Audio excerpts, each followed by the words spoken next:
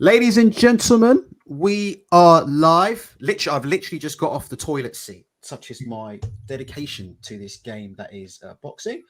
We won't give you the big long intros. Here is my brother from another mother here today to discuss with me all the latest goings on involving another light skinned gentleman who's managed to have a massive boo boo in the sport of boxing, Mr. Conor Benn. Before we get going, let me just quickly say this, and I want to say this as a disclaimer, just in case the lawyers are listening before we get going. I want to make it 100% clear, all right? I am not accusing Conor Benn of intentionally taking anything, and nor is my guest here, Riku, today, all right? We have no idea if Conor Benn took anything intentionally. What we are here today to do is purely to discuss the facts of this case. And the facts are, Riku, Conor Benn has been suspended by Ucad. Your initial reaction? Yeah, I mean, I guess my initial reaction is I'm coming into this bit of cold and I was trying to do a bit of research before. I'm surprised if he tested positive initially, why he wouldn't be suspended by Ucad. Because wouldn't that be a byproduct of actually testing positive? Do you know what?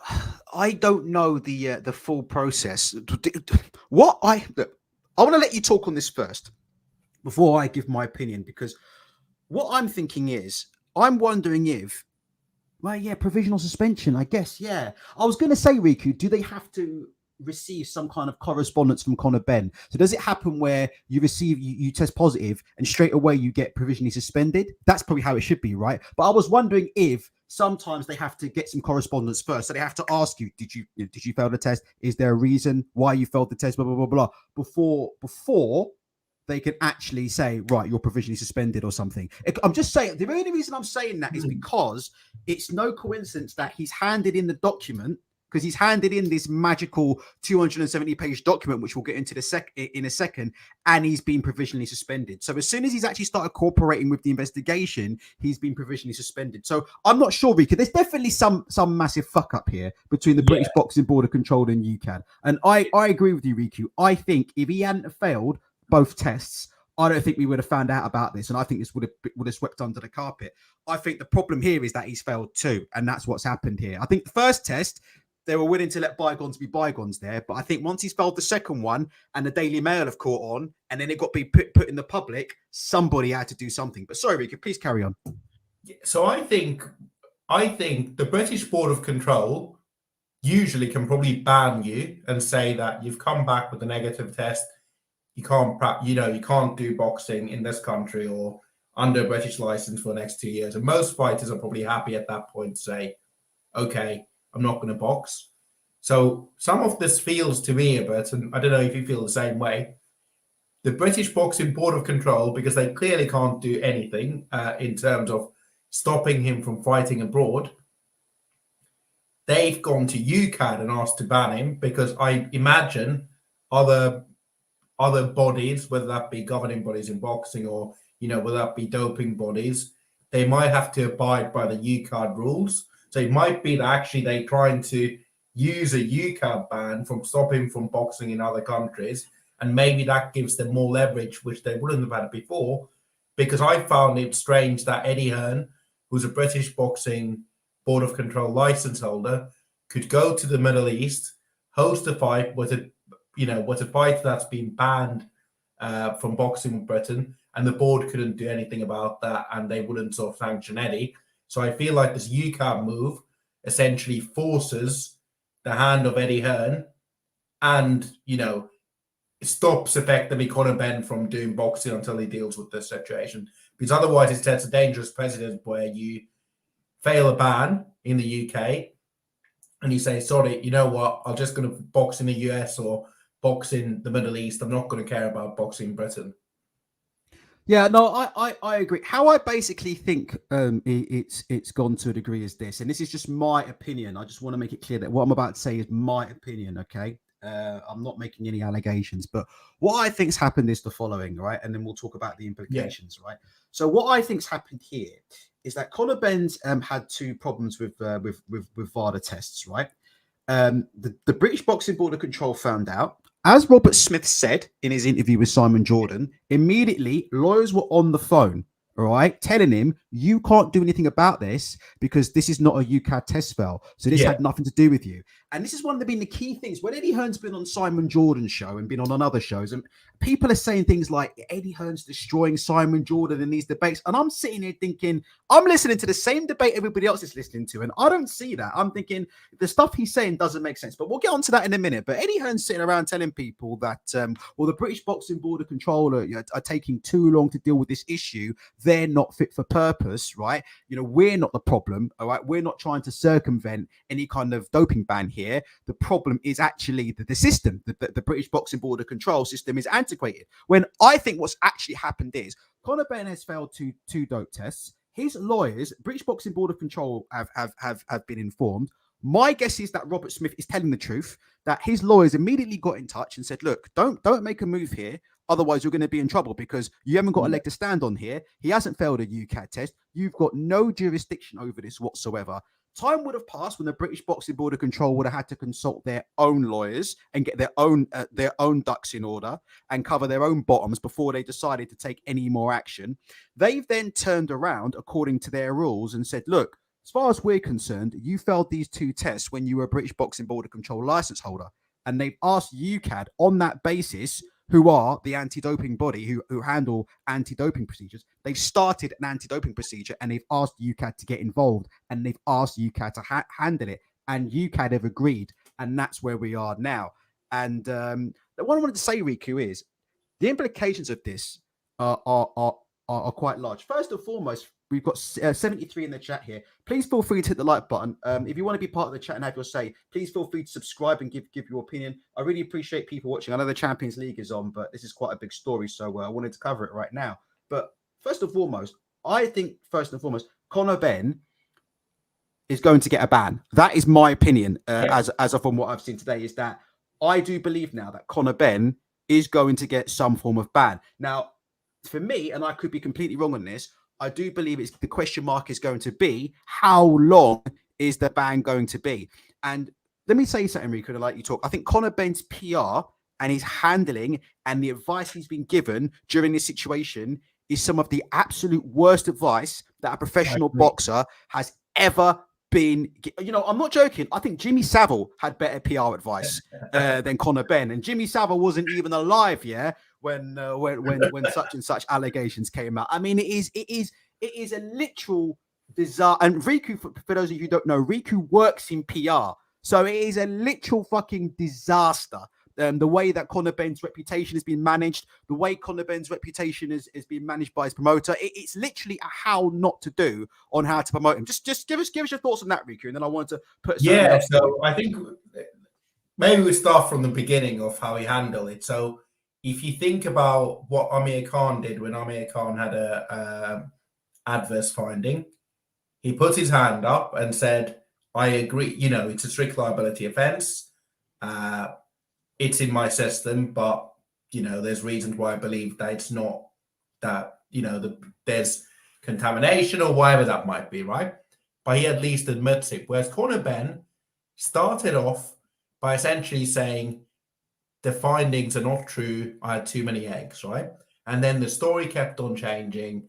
And the way how he handled it, he's actually managed to aggravate more boxing fans. But also, the thing that you don't want to do in this situation is essentially make it into a bigger news story. So what he's continuously done is made it into a bigger news story by the way how he's acted. And otherwise, I don't think, Daily Mail would cover it. But generally, I don't think as many people in the world would know that this is happening if he wasn't continuously calling out British Boxing Board of Control, calling out the doping agencies, claiming all sorts.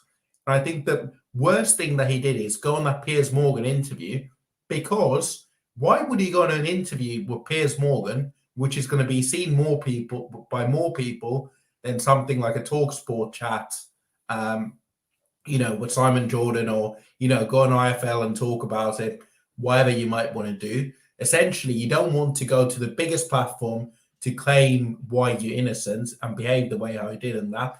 He has made this into a bigger thing than it should be, and he's also managed to turn everybody against him. I mean, you tell me as a sort of boxing fan, what is the logic to go on a Piers Morgan show to talk by a doping fan, which is not generally watched by boxing fans?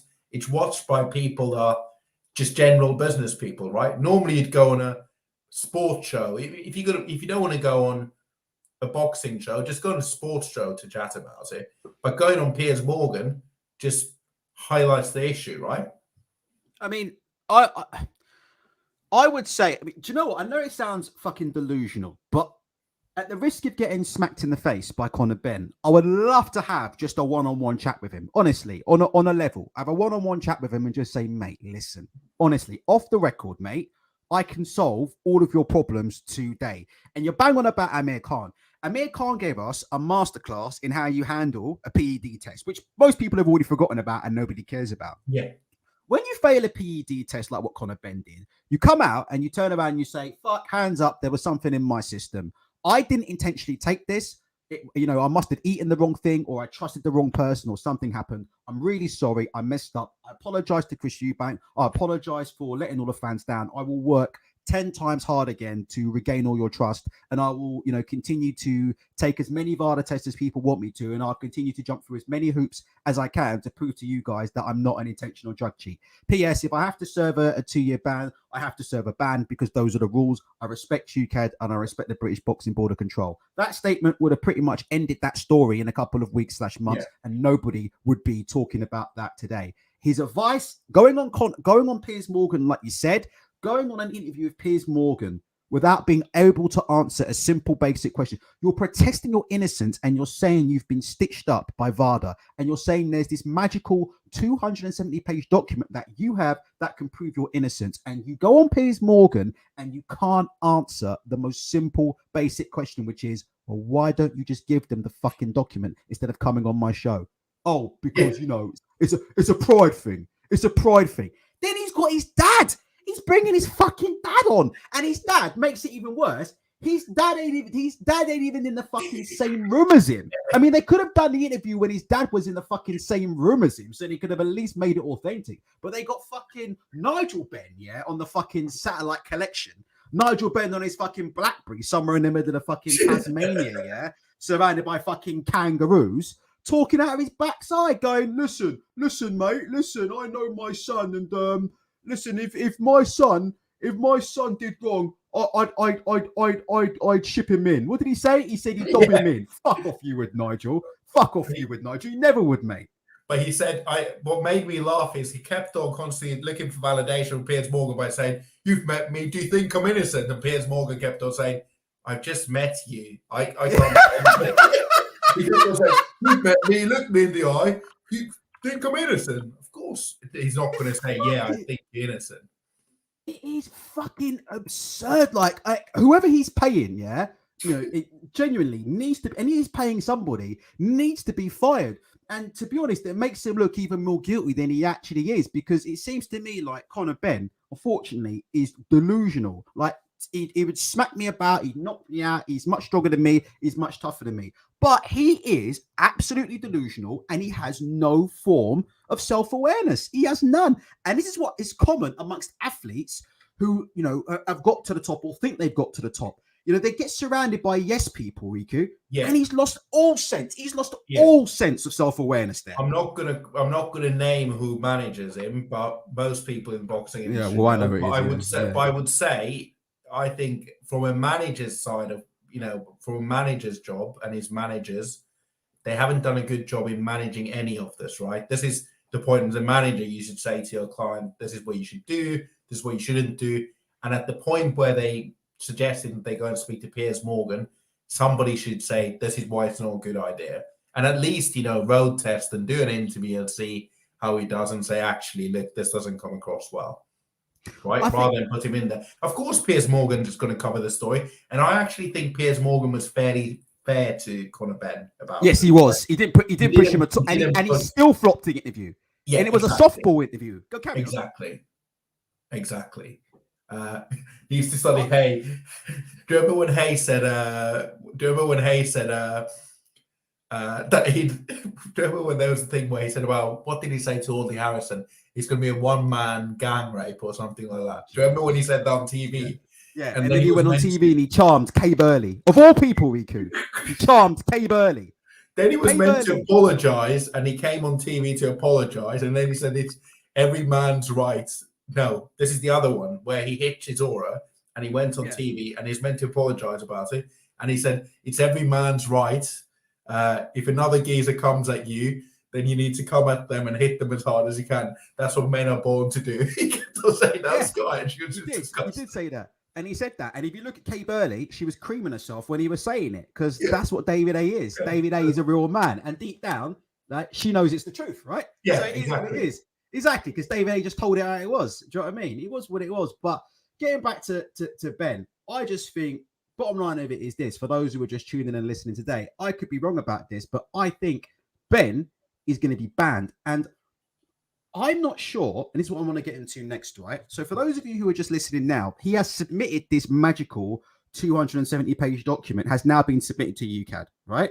Which he's been chased on for weeks and months by the British Boxing Board of Control, and has admittedly refused to hand that over because of pride and how they did my dad, and it's all about politics. We'll get onto that in a second. I mean, if you look at Conor Benn's reaction to this, he's trying to, again, he's saying that the British Boxing Board of Control have basically got it in for him. That's what he said today or on Instagram. He said that this has got nothing to do with my innocence. Campaigner, right? If you're campaigning for politics or running for office, you do some messaging and you see how people react. And if people don't like the messaging, then you come up with new messaging. And but he's kept on going on with this witch hunt angle, which nobody seems to respond to, and nobody seems to believe. And every time he goes with this angle, he becomes less and less credible, but yet he keeps on banging the drum. So he's doing it for himself, not to convince us, but to convince himself probably that there's a witch hunt. I agree with that.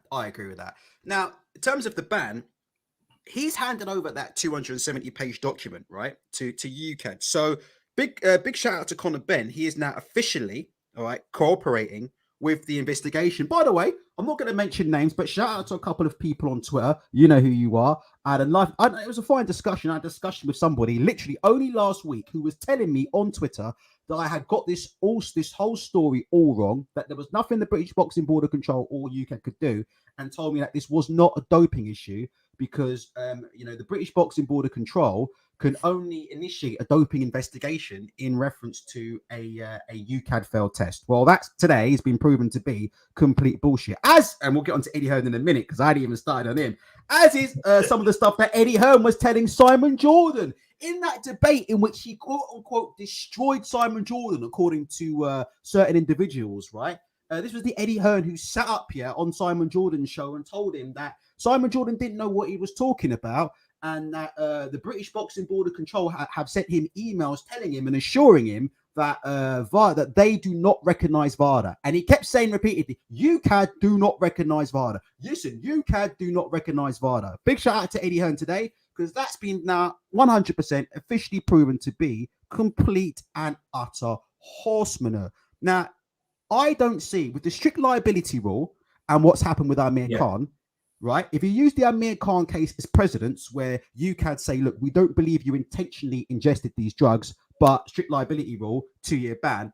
But the thing is, in order to accept that Conor Benn hasn't intentionally taken these substances, Riku, they're going to have to admit that there's some validity in his argument, in his document, which is accusing VADA of being involved in a witch hunt. That's what his report, his document says. His document, literally, allegedly, shall I say, says that one of the laboratories, or at least two of the laboratories, were at the very minimum incompetent in their handling of his dope tests, right? So he has argued in that document that, as far as I'm aware, this stuff was never really in his system, and that VADA have been incompetent, in the handling of his dope tests. They're saying they weren't handled correctly. They weren't handled with the correct protocols. And I think that, and I believe there's been accusations made against specific laboratories where these test samples were taken. And Ben turned around and said, I wanted to have my scientist go over and watch the B sample be tested in their laboratories, and they refused to do so. He said that on Piers Morgan. He said they refused to let my scientist come over and double check the B sample. And he said that as proof that there was some kind of conspiracy going on, or that they knew there was some form of contamination, or they knew there was some form of wrongdoing, and they were trying to cover their tracks by not allowing his independent scientists to view the B sample process, which was, by the way, later on confirmed to be 100% bollocks, as such a scientist was present during the B sample, and it was tested, and and they still found it positive anyway. So what I'm saying is this: for Ucad to turn around and say, look, we're going to accept your explanation that you didn't take this intentionally. To me, they're going to have to accept that there's a flaw in the VADA testing protocol, and that there's a flaw in the way that VADA test their samples and take their samples, which would open up the absolute floodgates. That will call into question every single VADA test positive that there's ever been. They cannot do that. Carry on, Riku. So I think they would have to accept that the testing of Conor Benn's sample wasn't done properly, and they'd have to accept that retrospectively, which is hard to do, right? Conor Benn's report relies on what scientists and other people that he has paid have written down on a piece of paper. It doesn't rely on, I don't imagine it relies on security camera footage from the labs and, other evidence from the labs that VADA tested it, right? So they would have to assume, it's a bit like they going back and doing like a criminal investigation, right? Think about it this way. Somebody's been murdered in a house, and Conor Benn, who's the murderer, writes and this is metaphorical before people get upset, and Conor Benn, as the murderer, writes the report to say this is why he's innocent. He pays a bunch of people to say this is why he can't be guilty. Essentially, what has been handed to Ucad is Conor Benn's report that they have to confirm whether he's innocent or not. Actually, the only way how Ucad can know whether Conor Benn's report is accurate is based on, or is doing their own investigation, which I doubt they'll do. So unless Conor Benn has very, very severe, clear and grave evidence to support his case, that is like overwhelming, then it's hard to see how they're just going to overturn the ban. And if he had that, why didn't he give that in the first place? Exactly. And also, and again, like I've got to be careful what I say about Ucad here, but what I will say is this: as Sunset in the comment section is, and I'm reading all your comments, by the way, guys, so keep commenting. I'm displaying them, but I am reading them. Yeah. Sunset has correctly said the WBC, I don't know if Ucad will pay attention to them, but the WBC hired somebody who had 20 years plus experience, of working in VADA accredited laboratories, and obviously knew all about the testing protocols and how samples were tested. And the WBC consulted this expert, on the likelihood of Conor Benn's samples, being contaminated or there being any sort of malpractice or incompetence on behalf of VADA. And they concluded that that was absolute and utter bullshit. So how the WBC can hire an independent specialist, who will tell them that, and then turn around and fucking, accept. Do you know what I mean? How Ucad could see the WBC effectively say, look, we've asked experts. There's nothing wrong with VADA testing. Your samples weren't contaminated. And how Ucad could accept that after that? I'm not sure. I think it's really serious, Riku, actually, to be honest. Yeah, I mean, the more I think about it, the more I'm thinking there's a genuine chance here, and I could be wrong, right? And I'm not saying it's right, but I'm saying there's a genuine chance here that he could see more than a 2-year ban, genuine chance. So I don't know about that, but I think, look, there's a few things here. The VADA labs are not VADA labs per se. They top quality labs that test for different things, right? They are not separate VADA labs. So I think people need to understand that. These are labs where blood samples are tested, where, real things, right? And I think if he pushes this, they have a real case for defamation against their organization. If I'm a lab, which is given business by VADA and, other institutions to test, and there's this boxer calling them out as not doing their job with no real evidence, surely they can sue for defamation, right? And so they should, I think unless he's convinced, there's a real risk that, that he gets sued. I think somebody said there, will he get more than a 2-year ban to make an example of him. I think some of this is going to be like, what's the protocol? They'll ban him. If they ban him for 2 years in a boxer's career, doing a 2-year ban is a pretty lengthy period, especially at his weight class as well. Can I just read something out? I managed to find something in time. Here you go. This is the detail on the 270-page document that's now arrived with Ucad. This is the document that they didn't want to send to the British Boxing Board of Control. This is from the Observer newspaper. A source has told the Observer that the report prepared by Conor Benn's legal team alleges that the Salt Lake City laboratory that recorded both positive tests is guilty of fraudulent behavior, including the deliberate manipulation of its test results. I mean, if that is true, the Salt Lake City laboratory that recorded both positive results is guilty of fraudulent behavior, including the deliberate manipulation of test results. When if that is in that 270-page document that's been said to Ucad, there is fucking no way they can sign that shit off.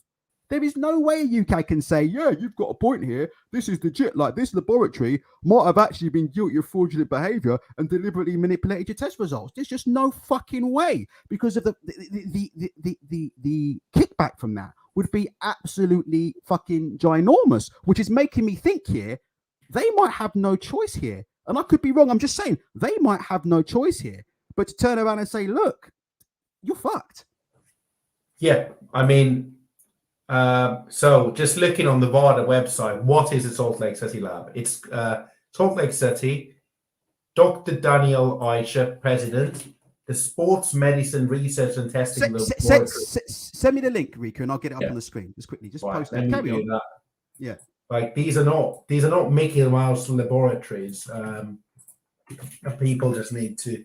No, it's right. Stella not saying he's guilty, but doesn't seem too innocent, bearing all this in mind. That's very sweet of you, Stella. I hope when I go to trial for all the bad things I've done, I hope you're on the fucking jury. Absolutely. All right. I just don't understand I really don't understand. Okay, no, carry on, Miku. Just don't worry about sending it if it's going to take too much. Just 1 second. So Riku's going to show us the actual labs, but what we're saying is, Toby Larone, what does the lab have to gain from doing that?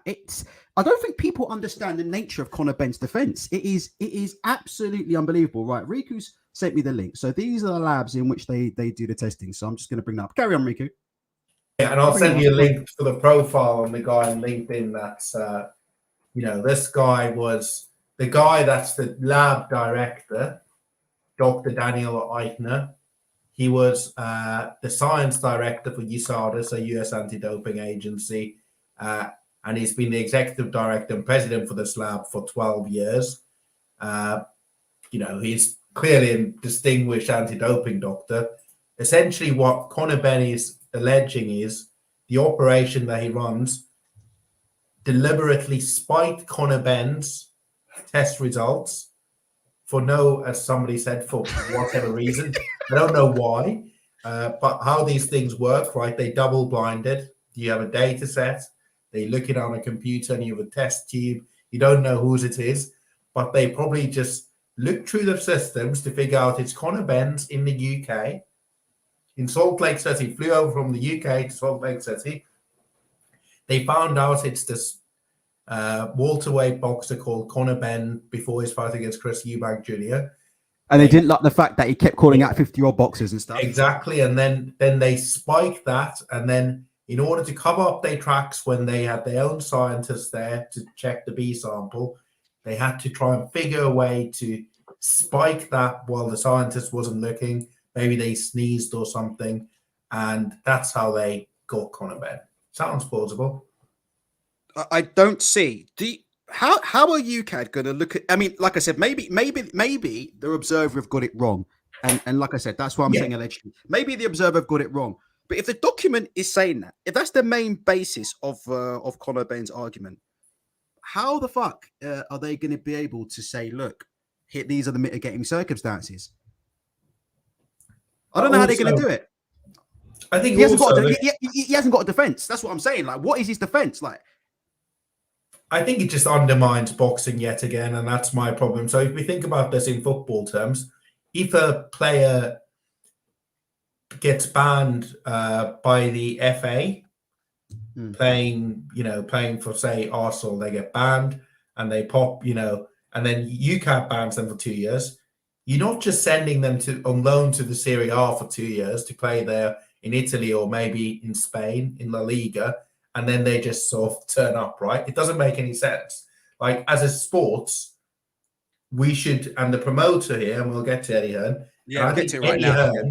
I think Eddie Hearn here should do everything he can to protect the integrity of the sports and not be calling out the governing body that sanction, not the governing body, the sanctioning body, sorry, not sanctioning body, the governing body that where most of his shows are, and sort of undermining them, undermining the doping testing that a lot of his fighters on. It's just short-termism, right? It doesn't make any sense. You're not going to get more people involved in the sports, are you, after you see this?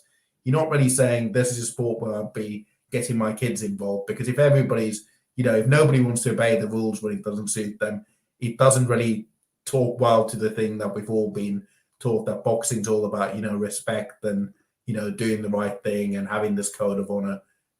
When things don't go your way, you just throw that out the window. That's what it seems like.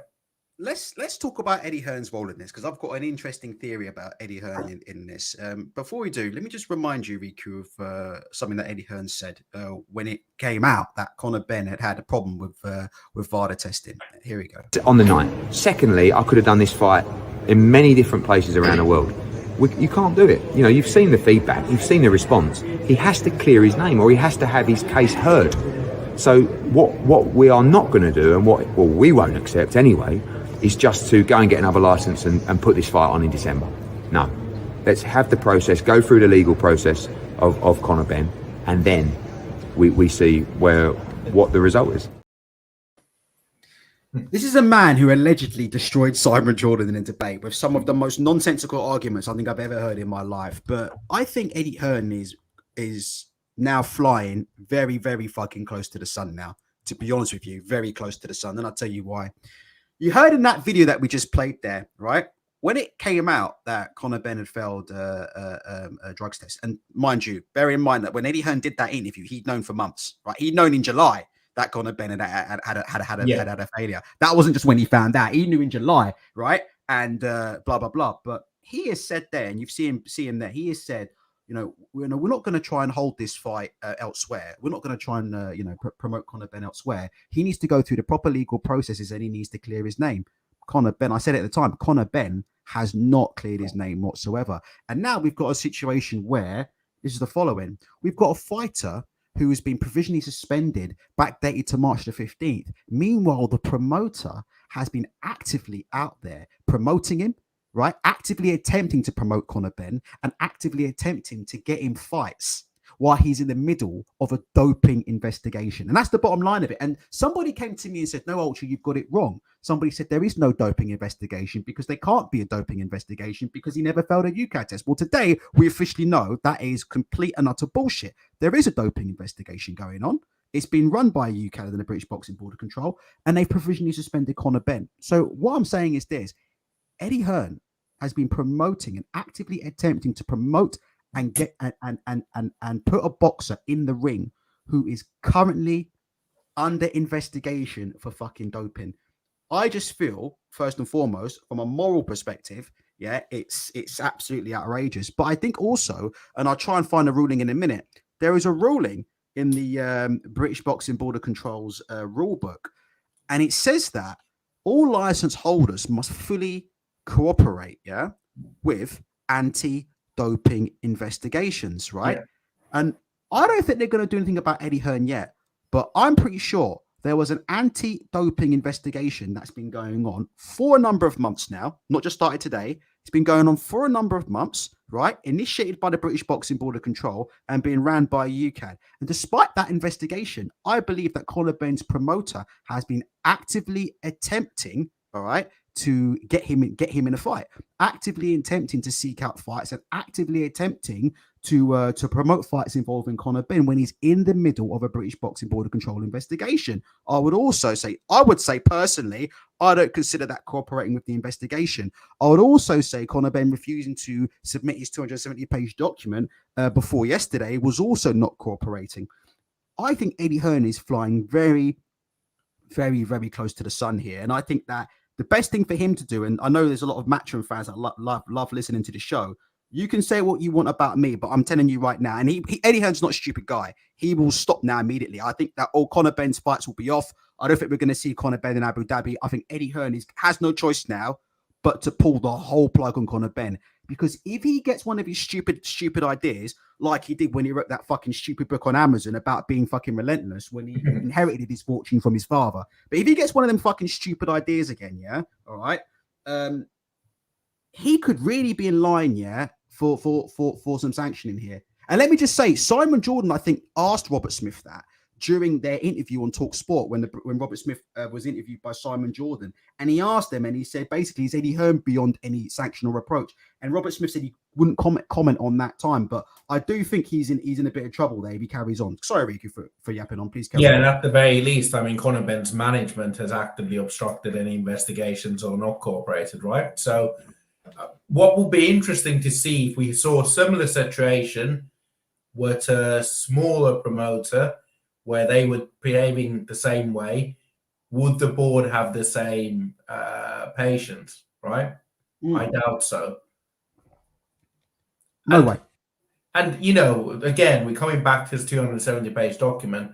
I'd still love to know what was the end game by not sharing this document with the board and with Ucad. Like, what was he thinking that he could achieve by not sharing a document that exonerated, which, you know, helped him with VADA and other bodies, but isn't good enough for the board? I just don't understand, right? Well, I think people need to go back again to that Eddie Hearn and Simon Jordan interview, because again, Eddie Hearn turned around, and I'm not going to obviously play the footage, but I'll actually bring it up. You know, Eddie Hearn turned around and said, "I believe Conor Benn is innocent." Right? That's what he said. Yeah. I believe Conor Benn is innocent. Which, to me, anybody who heard that debate with Simon Jordan and heard Eddie Hearn utter the words, "I believe Conor Benn is innocent," really, by default, to be honest, to me, he lost the quote unquote debate at that moment, because it's absolutely nonsensical. For him to believe Conor Benn is innocent, Eddie Hearn would have to believe that the conspiracy theories in that 270-page document, barring that a laboratory deliberately mishandled his dope tests as some kind of conspiracy, would be true. And we know Eddie Hearn is on record as saying VADA is the gold standard of drug testing in boxing. We've got the video footage right here of Eddie Hearn saying VADA is the gold standard of dope testing in boxing. So which one is it, Eddie? On one half, you're saying VADA is the gold standard of dope testing in boxing, but then you're going on Simon Jordan's show and you're saying that you believe Conor Benn's innocent. So if you believe Conor Benn's innocent, you must believe in Conor Benn's defense. And Conor Benn's defense is that VADA is far from the gold standard of drug testing in boxing. Conor Benn's argument, allegedly, according to the Observer newspaper, is that VADA have a witch hunt against Conor Benn and are deliberately contaminating his fucking samples. So for me, it's laughable. Please give your thoughts. But I'd also say, add to that, like, what Eddie Hearn believes is completely irrelevant, right? You have to believe in the process, and you have to believe that you can either say, you can believe whatever you want, but you have to say the process has been handled correctly. Otherwise, Eddie should say, I don't believe the process has been handled correctly by the board and others. Because what does his belief matter? It's like if I go to court for doing something wrong, or, you know, one of my friends goes to court for doing something wrong, I might believe they're innocent, but if they get, you know, a sentence or somehow penalized, the only thing I can complain about is then at that point that the process to get to that decision was wrong. I can't complain about the decision at the end of the day, right? It's not really, you either believe that the process is correct or it's not correct, but your opinions are completely irrelevant at this point, Eddie.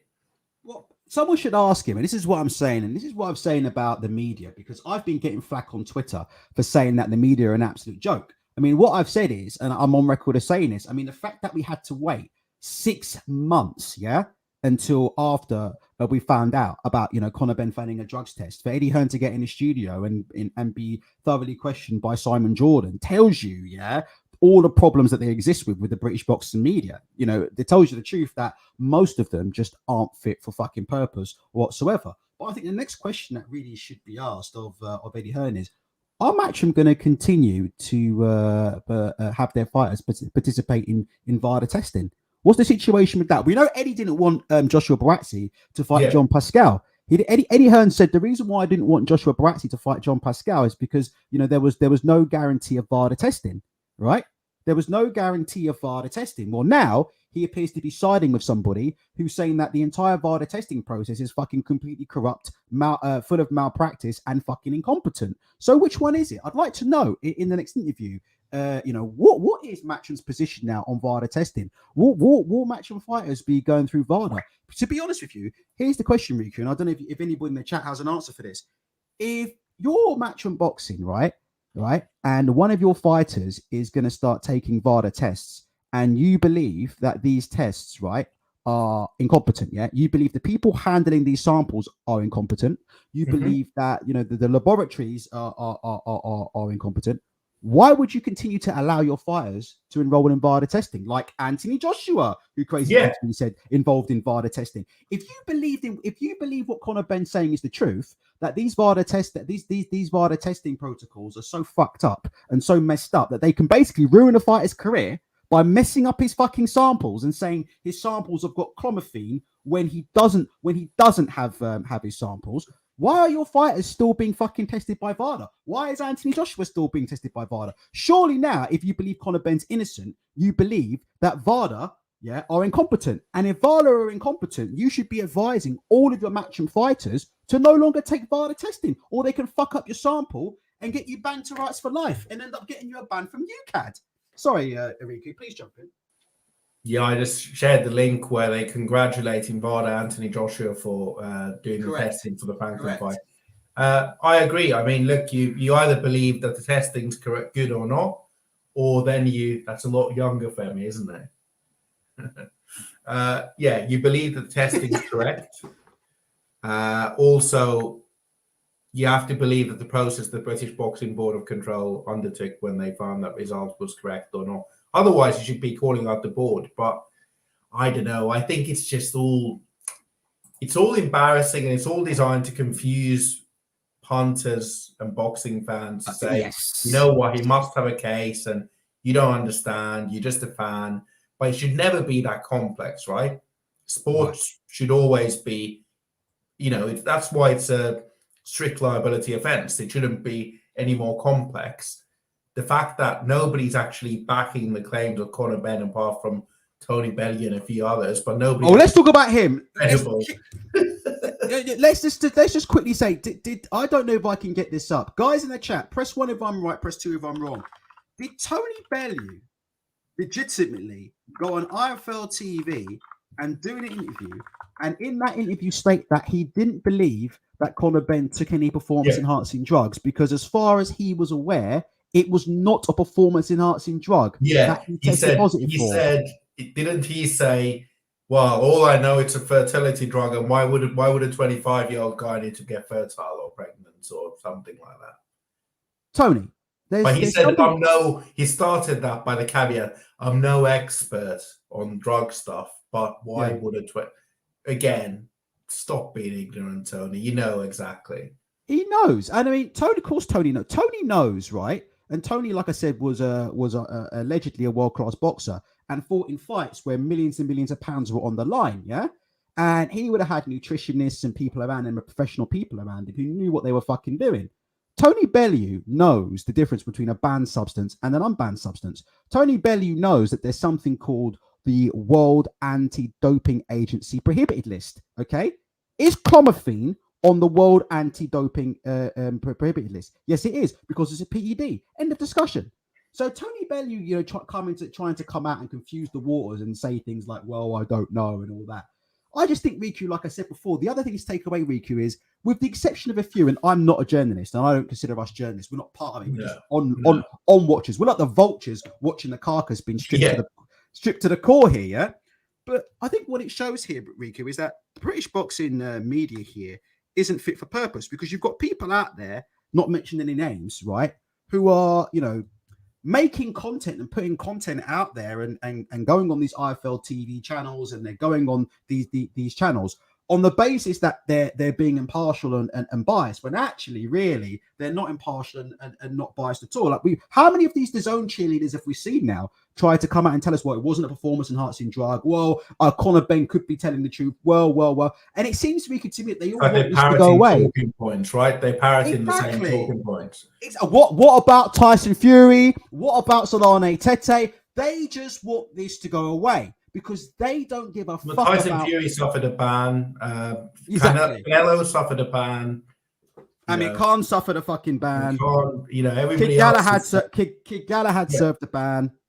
So, do you know what I mean? It seems to me like what we're seeing in the minute is a bunch of people here are claiming to be impartial, but what they're actually trying to do, Ricky, is just protect their paycheck. Yeah, but never forget the reaction when Big Baby Miller got caught and he was a scumbag. He should be banned for life. There's no excuse. Unbelievable. Tarnishing boxing. Remember all of that. Everybody was there on their high horse. And also, remember when Canelo got banned and when he wasn't a DAZN fighter, how everybody was on IFL slagging him off, Eddie Hearn included, as he said, and just saying he's a cheat, everything else. And then, there we are, right? How the tide changes. Exactly. How the tide. And has anybody ever asked him that on camera? I've never seen him being asked that. It's another trick that Simon Jordan didn't actually ask him. How you said Canelo Alvarez when he and the irony about Canelo Alvarez is, right? Canelo Alvarez cooperated with the investigation a lot more than it appears that Conor Benn has, right? Isn't it? If you look at what Canelo did, Canelo provided some form of fucking hair sample. So from what I understand, Canelo Alvarez cooperated with the authorities, to attempt to clear his name somewhat, a lot more than Conor Benn did. But Eddie Hearn, as you can see right here, was happy to jump on seconds out and say Canelo Alvarez will always be known as a cheater, right? But for Conor Benn, who goes on Piers Morgan and says, well, I'm not going to cooperate and show the British Boxing Board of Control the document that will prove because of my pride. Because of my pride. But he had Nigel Benn vouch for him. That should just end the argument there. Let's finish up, Riku. What do you think is going to happen with this? Run me through what I think. I think he's going to get a 2-year ban, which will be probably backdated at some point. I don't know whether they can. Wait. When do you think it'll be backdated to? Do you think it'll be backdated to when he failed or something? Because if they do, I think they'll agree to backdate when he fails, and he'll probably have to. I think I don't know. He'll probably have to pay a fine, right? People need to get paid somehow, Rich. I just don't know what the option there is. Because I think, he's in that position and everybody will wipe it under the carpet and they'll say, I'll quote remember this, they'll say, he just, Ucad forced him into a position. You all saw he never accepted it, but he won't say this himself, but everybody around him will say. But he just accepted it because he wanted to continue his career and he wanted to feed his child, feed his wife and kids. He's so passionate about boxing and he was so desperate to get back in there for his well-being, and mental health and everything else that he wanted to get back in the ring. So he accepted the ban and we agreed to call it. Maybe they'll just backdate it when the fight was meant to happen. So, it might be that he'll have 1.5 years out of the ring max or something like that.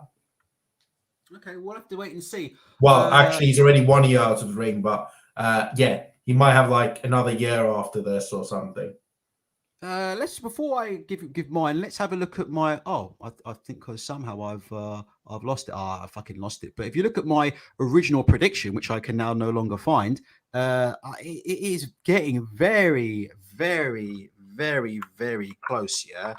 To actually being a full house, actually, because I think I was actually, and I'm not trying to blow my own trumpet too much, but I think I was actually one of the only people who said that Ucad, because at the time people were saying, look, Ucad are just going to ignore this because he didn't fail a Ucad test. And I was saying from pretty early on, I don't think they're going to ignore this. I don't think they can ignore this. But I feel like you're probably right. It probably will be a 2-year ban, backdated so he does a year, 6 months or whatever.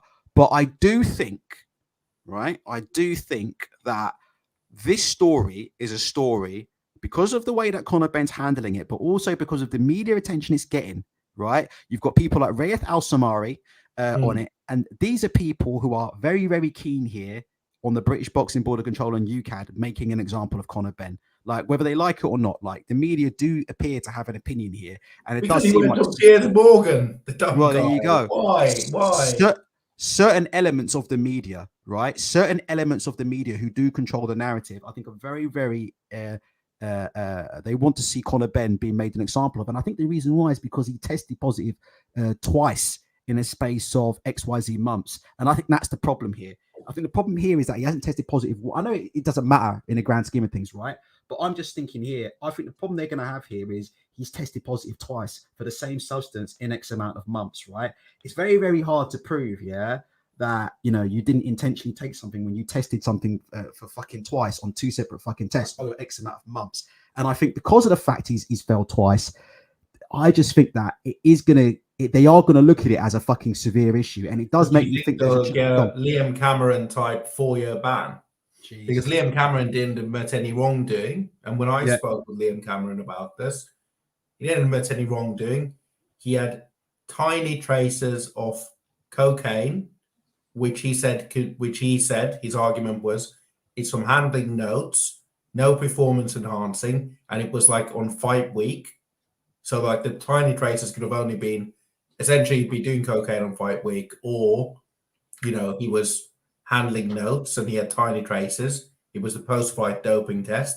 He never admitted wrongdoing, and the board gave him he got punished for 4 years because he didn't admit wrongdoing.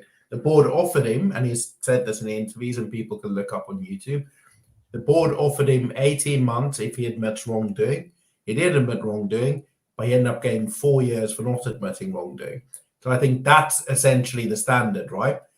In theory, Conor Benn should get 4 years because he didn't admit any wrongdoing, unless he accepts wrongdoing. I think we could. I think UCAD are gonna. I've got a feeling. I could be wrong, but I've got a feeling they might try something on, which is more than 2 years. But they're going to get some serious legal attention from his lawyers, and I think it will drag on. So, do you know the question? Do you know the answer to this question? How does UCAD then enforce the ban? Like, does that mean if UCAD bans you for 4 years, you can't box anywhere in the world for 4 years? Well, I don't know. I don't think UCAD can enforce it anywhere in the world. I am. Let me say this right now. I am not an expert. I don't know much about this, the real experts are people like New Age Boxing. What's his name? Martin Theobald, and those kind of people. They really understand. Yeah. Chris Wobwill. They really understand what the board can and can't do. But I'm going to give you my estimation of it.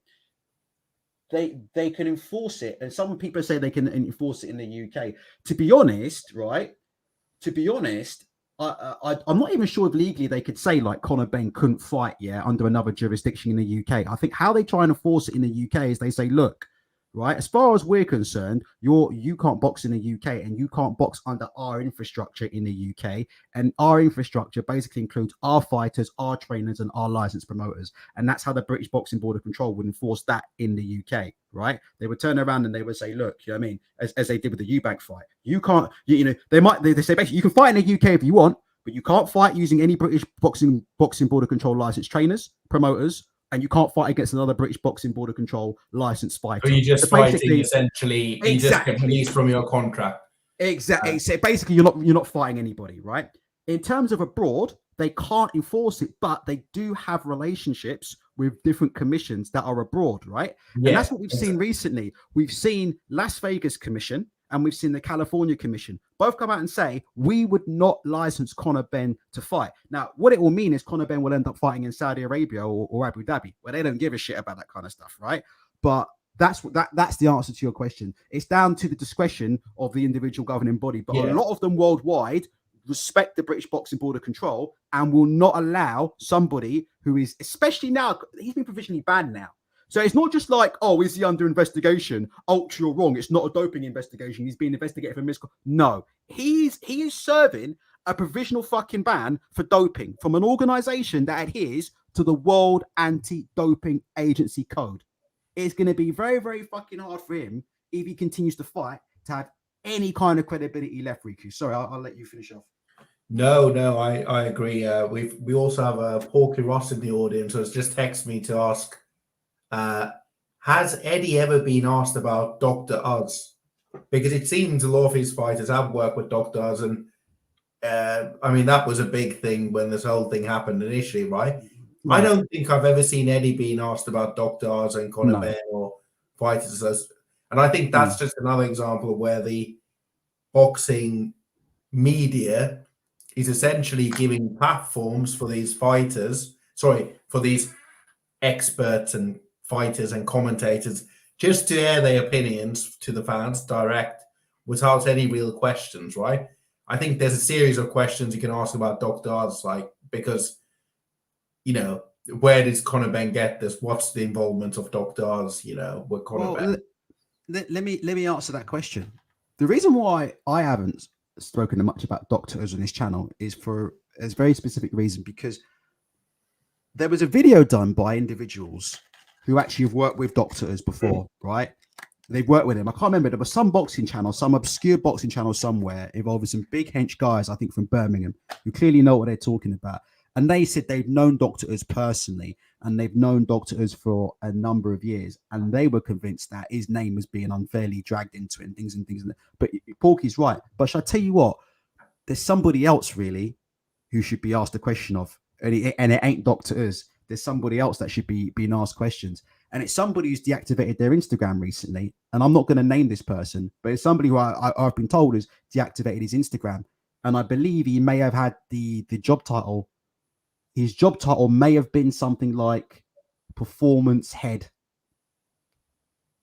Yeah. Performance. You know what I'm talking about? There's an individual. Yeah, do you know what I mean? There's an individual in there who may have had a job title, right, related to performance of certain individuals. Yeah. Look, I think look, Dr. Uz is the last fucking thing we need to be fucking more. How do I've got to be very careful what I say here, but George C, are you there, my lawyer? George C, am I still flying okay? Look, Riku, let me put it this way. There are a lot of British boxers, and you know my opinions on doping in boxing. Yeah. There's a lot of British boxers at the minute who are improving very, very rapidly. There's a lot of these British boxers who all of a sudden are just knocking people out. It ain't just fucking Conor Benn, all right? No. It ain't just fucking Conor Benn. There's another name that I can think of as well, yeah? There's a few I can think of. Yeah, there's a few Yeah. who were supposedly in 50-50 fights. These guys were boxing, yeah, on fucking next gen shows. Never fucking showed that type of fucking power, ever. All of a sudden, they're going into these big fights, and guys are just getting wiped out, yeah? Guys are getting wiped out. Now, I could be completely wrong. Like, I am not fucking accusing anybody of anything, yeah? All I'm saying, I appreciate if guys in the chat could fucking... I'm just going to time somebody out. You're welcome. I know what you're trying to do, but I'm just timing you out, Sunset, for because otherwise, people need to understand, Riku, right? Very, very few channels on YouTube have been punished more than mine. So I'll let you finish, Riku. I think Dr. Uz is the least of our worries. Carry on. Well, I think, you know what, Dr. Oz was quite vocal about his work with Conor Benn, and I think that's a fair question to ask. I think the bigger point, and, you know, I think this is where Porky's sort of getting at, is these channels try to act impartial, right? IFL and others, and they try to say, we journalists, we ask the questions that the fans want to know, we give everybody a free hearing, you know, a fair hearing, and actually they do the opposite. I think they act in the interest of the promoters and boxers and everybody else, right? Even when you have people like Gareth A. Davies asking, you know, giving their fair opinions about things, whether you like Gareth A. Davies or not, what ends up happening is Conor Benn security guards and Conor Benn ends up pushing him away at a show. That just wouldn't happen in any other sport, would it? I think there's a big mismatch between the media and the boxing establishment, where the boxing establishment controls what the media can say and can't say. And that's why we celebrate someone like Simon Jordan so much. Because Simon Jordan, when it comes to the world of football or Formula One or whatever, golf or other sports, MMA, he's not even a hardcore journalist. He's not essentially giving very strong opinions. He's just saying what he thinks. And that's why we're clapping like seals, because we think it's sort of revolutionary that somebody's actually saying what they think, even though they might not be an expert in the sports. Because what we used to is so many people that are experts in the sports They do not dare to say what they think, and they do not dare to be honest on camera.